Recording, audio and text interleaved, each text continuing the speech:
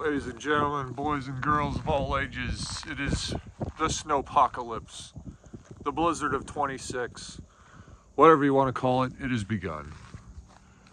And the first step in this big wintry mess is snow. Lots of it. As you can see here on the ground, we've accumulated about a half an inch, maybe an inch. It's still coming down. We forecasted as much as 4 to 8 inches of snow in this local area.